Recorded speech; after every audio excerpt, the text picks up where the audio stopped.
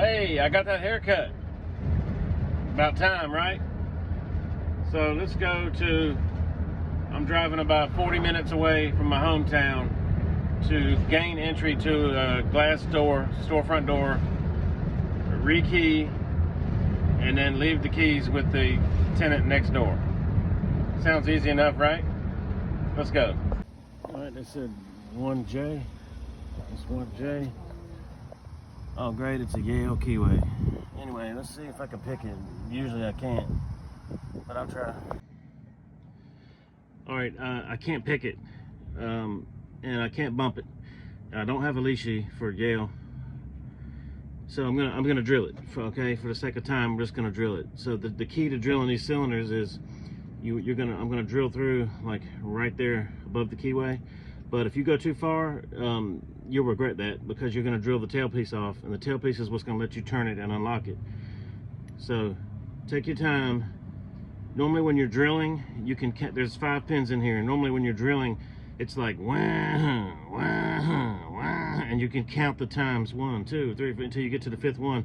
You know, so you want to be careful of that. So let's go do that. I'm gonna punch this. Right there.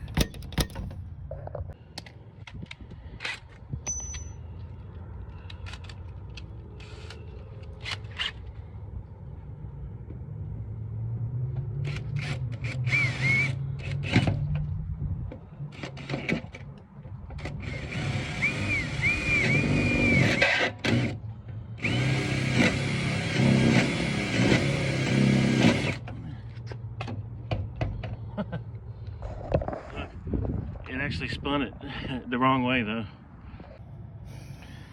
So now I'm going the correct way with it. I should be able to, yeah. Hey, we're good.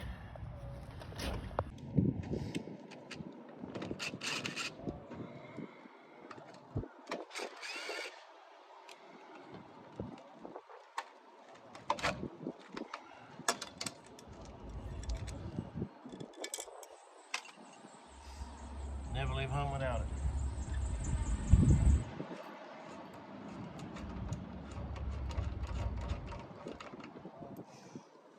Here's what you're doing, you're just creating a shear line basically.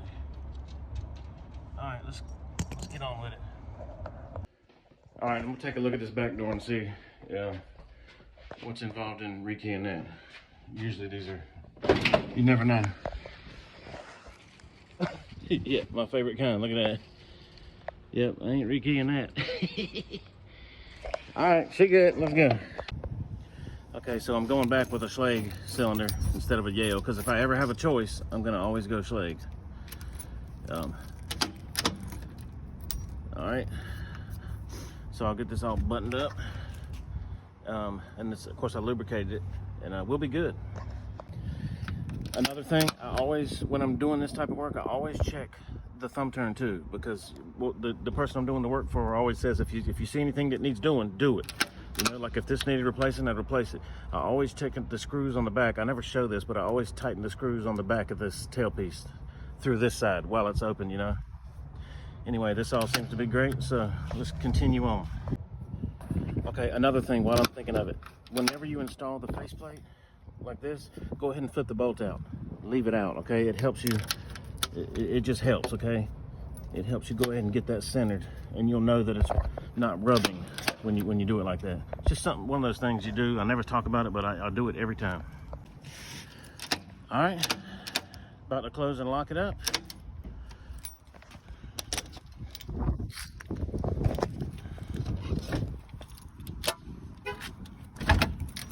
Awesome.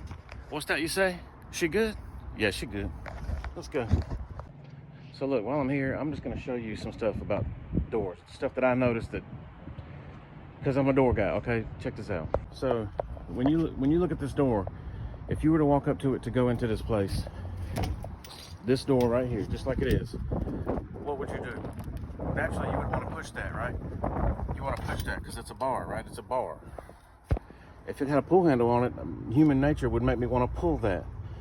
So what this is a door that used to swing both ways. I see this all the time, that's why I'm talking about this.